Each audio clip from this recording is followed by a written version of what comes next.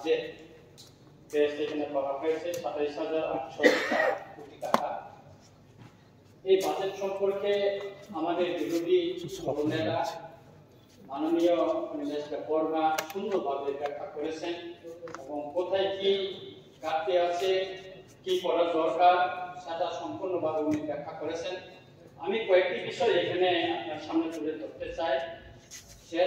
সেটা হচ্ছে যে জল সম্পদ বিষয়কে নিয়ে আমি আলোচনা শুরু করব। আমার রামচন্দ্রঘাট এলাকায় গঙ্গাইছড়া বলে একটা নদী আছে, ছড়া, পাহাড়ের ছড়া। এই ছড়ার এলাকায় কমপক্ষে ৫০০ একর জমি আছে, কৃষি জমি। বর্ষাকালে খুব এখানে পাহাড়ের যে জল যে হয়তো সেটা কারণে পাহাড়গুলি ভেঙে যেত, অনেক কৃষি জমি নষ্ট হয়ে গেছে। আমার রামচন্দ্রঘাট এলাকার জনগণ, বিশেষ করে ওই এলাকার জনগণ দীর্ঘদিনের দাবি ছিল সেখানে একটি সুইচ গেট করার জন্য, এবং এর আগে এই বিষয়ে বিভিন্ন কাগজপত্র চালাচালু হয়েছে, চিঠিপত্র দেওয়া হয়েছে। 14/7/2023 তারিখে executive engineer water resource investigation division Kunjaban থেকে একটা কাগজ আমাকে আমি পেয়েছি, দোকান থেকে আমি কালেকশন করে নিয়েছি। ওনারা এখানে যতটুকু আমি এলাকায় এই কাগজটা হাতে পাওয়ার পর আমি ওই এলাকার মানুষের সঙ্গে কথা বলেছি। যিনি অফিসারে গেছেন ওনারা সেই গঙ্গাইছড়া এলাকায় যায়নি। উনি এলাকায় কিছু লোকের সঙ্গে কথা বলে এবং তাদের কাছ থেকে তথ্য সংগ্রহ করে অনুমানিক নদীটা কত কিলোমিটার হতে পারে, কত কি সমস্তগুলি অনুমানিক কত একর জমি হবে সেই সমস্ত তথ্য নিয়ে ওনারা কিন্তু এই রিপোর্টটা নিয়ে এখানে করেছেন। এখানে লেখা আছে এখানে ৯৭ হেক্টর। আমি এই দপ্তরের মাননীয় মন্ত্রী মহোদয়কে অনুরোধ করব বিনয়ের সঙ্গে, আপনি একবার গঙ্গাইছড়া ভিজিট করুন এবং দেখুন এখানকার কৃষকদের অবস্থা। যদি গঙ্গাইছড়ায় একটা সুইচ গেট করা যায় তাহলে সেখানে কৃষকদের অনেক উপকার হবে। অপরদিকে নদীর যে ভাঙনটা সেটা প্রতিরোধ হবে। অপরদিকে শীতকালে সেখানে জল সংরক্ষণ করে শাকসবজি করা মানে বিভিন্ন শস্য ফলানোর জন্য সুবিধা হবে। সেই ব্যবস্থাটা যেন করা হোক এবং এই দাবিটা শুধু আমার না, রামচন্দ্রঘাটে জনগণের দীর্ঘদিনের দাবি। এই দাবিটা পূরণ করার জন্য আমি অনুরোধ করছি। এছাড়াও আমার রামচন্দ্রঘাটে আরো কয়েকটি জায়গায় আছে, সেটা হচ্ছে আমি আপনার কাছে তুলে ধরছি। এরকমই ঈশানী ছড়া, এটা সাউথ পদ্মবিল বিসির আন্ডারে পড়ে। শুধু নদীটা ছোট নদী হলে ওটা পার ভেঙে অনেক কিছু জমি ভেঙে যাচ্ছে। সেখানে অন্তত সুইচ গেট না হলেও নদীর লেভেলে যাতে বর্ষাকালে জলটা একটু নদীর উপর দিয়ে চলে যায় সেরকম একটা সুইচ গেটের মতন যদি করা যায় তাহলে অনেক কৃষি জমি বাঙালির মুখে থেকে রক্ষা হবে এবং কৃষকরা অনেক উপকৃত হবে এবং ওইখানে কৃষি জমিতে জলসেচের ব্যবস্থা করার ক্ষেত্রে অনেক সুবিধা হবে বলে আমি মনে করি। তেমনি মুড়িছড়া লোকেশন হচ্ছে রাবেনগর, এটা পশ্চিম বেলছড়া, ওইখানেও ৫০০ একর মতন জমি আছে। এটা পদ্মবিল আর বিপুরক থেকেও এই প্রোটোকলটা পাঠানো হয়েছিল, কিন্তু আজ পর্যন্ত এই সম্পর্কে কিছু নেই। এই বাজেটে জলসেচের সম্পর্কে অনেক কিছু এখানে বলা হয়েছে, অনেক কোটি কোটি টাকার ডেভেলপমেন্ট কথা বলা হয়েছে, এখানে ভূমি ক্ষয় প্রতিরোধ ব্যবস্থার কথা বলা হয়েছে, কিন্তু যে ওই সমস্ত যে গঙ্গাইছড়ার যে বা যে সমস্ত আমি নদীর ছোট ছোট নদীর কথা বলছি সেখানে সুইচ গেট করা বা অন্য কিছু ব্যবস্থা করা, যে জমি যে ভেঙে যাচ্ছে নদীর যে বর্ষাকালে সেটা প্রতিরোধ করার জন্য যে ব্যবস্থাটা সেটা এখানে নেই। মানে স্পিকার এই বাজেটে একটি টাকাও এখানে করা হয়নি। আমার আরেকটা কোয়েশ্চন হচ্ছে পূর্ত বিভাগ সড়ক সেতু, এখানে ৭৭ বলা আছে ওইখানে পিএমজেএসওয়াই রাস্তা, এখানে মেইনটেনেন্সের কথা বলা হয়েছে, উন্নতিকরণের কথা বলা হয়েছে, কিন্তু আমি বলবো আমি দুই একটি চিঠি দিয়েছি PNJSY এবং ইঞ্জিনিয়ার সঙ্গে কথা বলেছি যে আমার পদ্মবিল যেটা ব্লক থেকে রতনপুরের যে রাস্তাটা, কিন্তু আজ পর্যন্ত কোনো স্যাংশন হয়নি। রাস্তা এমন অবস্থায় একটা অংশ 2 কিলোমিটার PWD, আবার PNJSY, আবার 1.5 কিলোমিটার PWD, আবার PNJSY রাস্তা, আবার PWD, এইভাবে রাস্তাটা PWD রাস্তা মেরামত হচ্ছে কিন্তু PNJSY রাস্তাটা মেরামত হচ্ছে না। আমি দাবি করব যে আমার ওই রাস্তাটা যাতে PWD হাতে হস্তান্তর করা হয়, কারণ PNJSY তাদের খুঁজে পাওয়া যায় না, পায়ে কোনো ডিভিশন নাই, আগরতলা থেকে তারা নিয়ন্ত্রণ করে, তারা জানে না, সেখানে রীতিমতো ওইখানে দেখাশোনা করতে পারে না, রক্ষণাবেক্ষণ করতে পারে না, তাতে জনগণের দুর্ভোগ হচ্ছে। মাননীয় স্পিকার স্যার, বিষয়টা যেন দপ্তরের মন্ত্রী মহোদয় একটু দেখেন এবং জনগণের যে সমস্যা হচ্ছে তার দূরীকরণের জন্য ব্যবস্থা নেন।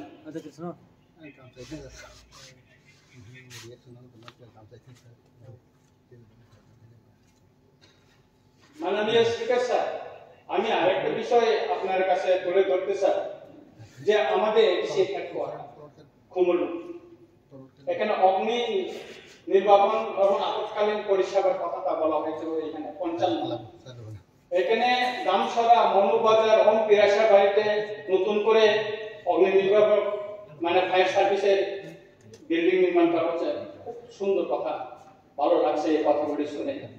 কিন্তু আমি আমার রামচন্দ্রঘাট এলাকা এবং খুমুলুঙ্গে যেটা হেডকোয়ার্টার, সেই হেডকোয়ার্টার, সেখানে একটি ফায়ার সার্ভিস সেন্টার করার জন্য আমি দাবি জানাচ্ছি। কারণ হেডকোয়ার্টার খুব গুরুত্বপূর্ণ এবং সেখানে ফায়ার সার্ভিস থাকা খুব জরুরি। এবং এমনি আমার রামচন্দ্রঘাটে গত বছর প্রায় 20 কানির উপর রবার্ট বাগানে আগুন লেগে মানে জ্বলে গেছে, তাতে 2 জন কৃষক খুব ক্ষতিগ্রস্ত হয়েছে। কিন্তু ক্ষয় থেকে সেখানে ফায়ার সার্ভিস আস্তে আস্তে বাগানগুলি সব করে শেষ হয়ে যায়। তাতে আমি দাবি জানাচ্ছি এবং চিঠিও দিয়েছি আমি যে এর আগে আমি প্রশ্ন রেখেছি যে এই পবিত্র বিধানসভায় আমার এখানে একটা ফায়ার সার্ভিস স্টেশন করার জন্য, কিন্তু খুবই দুঃখের বিষয় এই ব্যাপারে এখনো কিছু নেই। তাই এই বাজেটে আমি সমর্থন করতে পারছি না, এই কারণে যে দেখেছি কিছু কিছু এলাকায় হচ্ছে আর কিছু কিছু এলাকায় হচ্ছে না। আমার খোয়াই ডিস্ট্রিক্টে দেখুন, তেলেমুড়া, কল্যাণপুর, খোয়াইতে আছে, কিন্তু যেটা জনজাতি অধ্যুষিত এলাকা, এডিসি এলাকা, সেখানে কোনো ফায়ার সার্ভিস স্টেশন নাই। মাননীয় স্পিকার স্যার, তোলা শিকার হতে পারত, আমাদের রামচন্দ্রঘাটের ব্লকের অধীনে হতে পারত, কিন্তু হয়নি। আমরা দাবি জানিও আমাদের দাবিগুলি শুনছে না। তাই বিষয়টা একটু গুরুত্ব সহকারে দেখার জন্য আমি দাবি জানাচ্ছি। আমি এখন আছি জনজাতি কল্যাণ দপ্তর। এখানে রবার্ট মিশনের কথা বলা হয়েছে। গত বছর রবার্টের চারা, এই রবার্ট মিশনের চারা ডিসেম্বর মাসে 31 তারিখ পর্যন্ত দেওয়া হয়েছে। 31 তারিখে যদি রবার্ট চারা দেওয়া হয় ডিসেম্বর মাসে, সেই রবার্ট যদি লাগানো হয় সেই রবার্ট বাঁচবে কিনা? মাননীয় স্পিকার স্যার, তেমনি গত বিধানসভা অধিবেশন আমি বলেছিলাম যে জনজাতিদের বোনার জন্য সুতা দেওয়ার জন্য আমাদের ট্রাইবাল ডেভেলপমেন্ট মিনিস্টার মহোদয় উনি অ্যাসুরেন্স দিয়েছিলেন, হ্যাঁ আমি দেব, কিন্তু এই বাজেটে কোথাও উল্লেখ নেই। এখানে কত পাওয়ার কিনা ইত্যাদি দেওয়ার কথা বলা হয়েছে, কিন্তু ওই যে গরিব অংশের জনজাতি মহিলাদের বোনার জন্য সুতা দেওয়ার যে অ্যাসুরেন্স দেওয়া হয়েছে এই বাজেটে কোথাও উল্লেখ নেই। মাননীয় স্পিকার স্যার, শুধু তাই না, এখানে বিশ্ববিদ্যালয়ের বড় ভাষার সম্পর্কে অনেক কিছু বলা হয়েছে, অনেক টাকা কথা বলা হয়েছে, কিন্তু যে ভাষার স্ক্রিপ্ট নিয়ে আন্দোলন করে আমাদেরকে পরীক্ষা দিতে হয়েছে, সেই রোমান স্ক্রিপ্টটা যদি সরকার প্রেস মিট করে বলেছে, যদি আজকে এই হাউসে একটা রেজুলেশন পাস করে যে পগবরক লেখার জন্য বাংলা, রোমান এবং দেবনাগরী অক্ষর এই তিনটাই অক্ষরে লেখার যদি ব্যবস্থার জন্য একটা রেজুলেশন পাস করা হইতো তাহলে সুবিধা হতো, তাতে একটা পার্মানেন্ট একটা সলিউশন হয়ে যাবে বলে আমি মনে করি। তাই আমি আবেদন রাখবো যাহাতে আগামীকাল হোক বা যে হোক এটা একটা রেজুলেশন পাস করা হোক যে পকবরক ভাষায় লেখার জন্য রোমান স্ক্রিপ্ট, বাংলা এবং দেবনাগরী অক্ষরে লেখার জন্য এটা যেন পরবর্তী কোন সরকার আসলো যাতে এই বিষয়ে কোনো পরিবর্তন করতে না পারে সেই বিষয়ে আপনারা একটু ব্যবস্থা করেন, এটা আমার দাবি আছে। তেমনি শিক্ষা ক্ষেত্রে আমি একটু বলতে চাই স্যার, স্যার সবাই বলছে আমি বেশি বলবো না, আর দুইটা পয়েন্ট বলে আমি শেষ করবো স্যার, আমি বেশি বলবো না, আমি সিদ্ধান্ত নিয়েছি আমি বেশি বলবো না স্যার। আমি ওই শিক্ষাতে এটা আমি ছিলাম না তো স্যার, এটার জন্য বাজেটটা আমি লিখে আনতে পারি না। আমি শিক্ষাটা বলে আমি শেষ করে দিচ্ছি স্যার।